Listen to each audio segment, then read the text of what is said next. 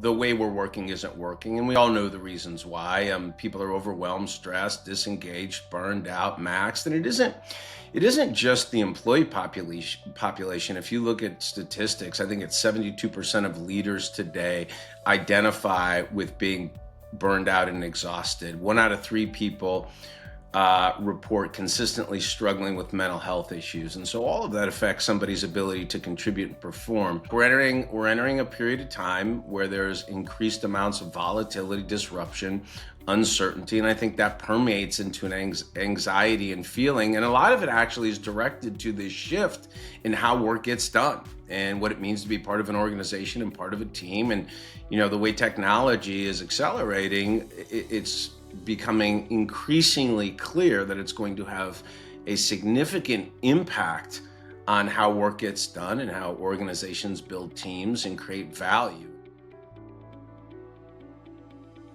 You think about human-centered leadership, there's really 3 sort of core ideas. That the first is start with self, right? And we talk about these things in the sales leadership playbook. It's the idea that if I want things on the outside of me to change, the best place to start is on the inside of me. And the way I see things in the world have more to do with what's going on inside of me than they do what's going on outside of me. By the way, this is the only mechanism of control. So the idea is to develop a healthy dose of identity and self-awareness. And I think that is mission critical for leaders. It's required. So it's leadership from the inside out.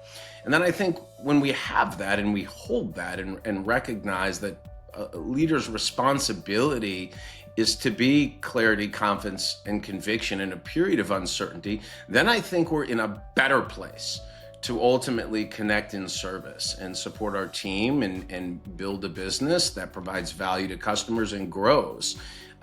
Because as a leader, growth and performance is the mandate. We all know that. I mean, it's a job that mandates accountability and standards of performance.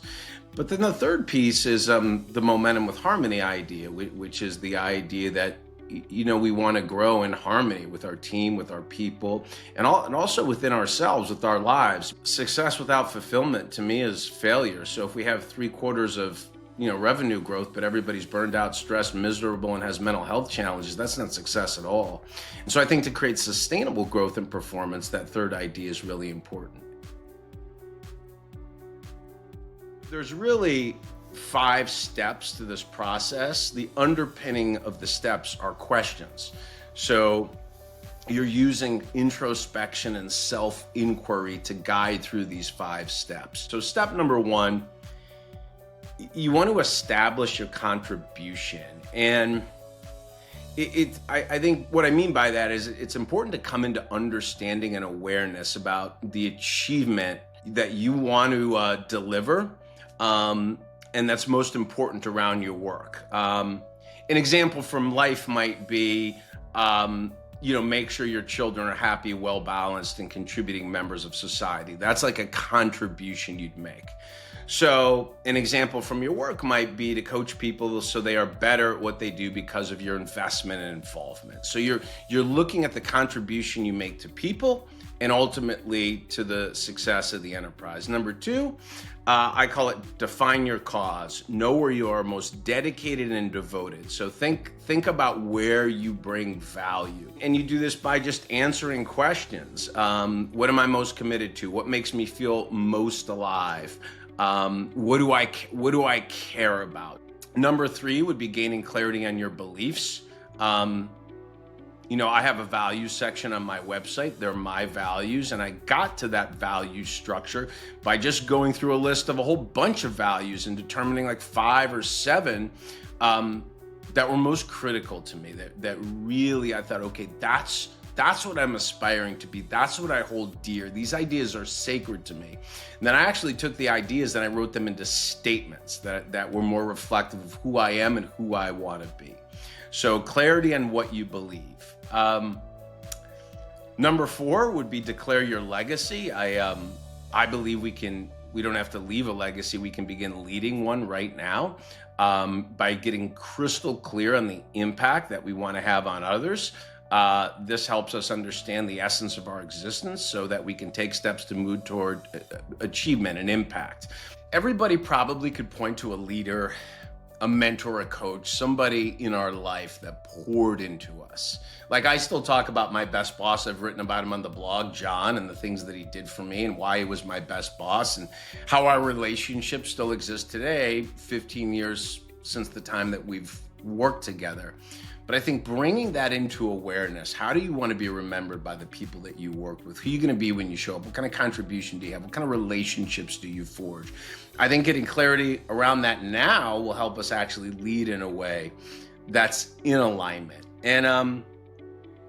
And then the fifth step is that actually writing this down, articulating your vision statement. It's like an 8 to 12 word headline, and then maybe a series of bullets or a written narrative that reflects the essence of your best self as a leader.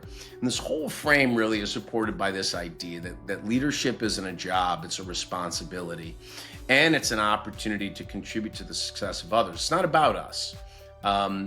It's about things like humility, sacrifice, contribution, impact, service, growth, and the impact we have on others. And so that's sort of the idea. And obviously the exercise, what is it designed to do? It's designed to bring us into self-awareness and create a frame and the drive we have to show up as the best version of who we are and to ultimately lead in the service of others. When I do this work, I recognize there are gaps. But if I review that often, I have a much higher probability of coming into alignment and being the kind of leader and kind of person I want to be more consistently. And that's why these frames are so useful when I'm stressed, when I'm overwhelmed, when I'm frustrated, when things are changing, when there's pressure, when things don't go my way, or there's a setback. This is a very useful instrument to quickly bring me back into alignment as the best version of myself.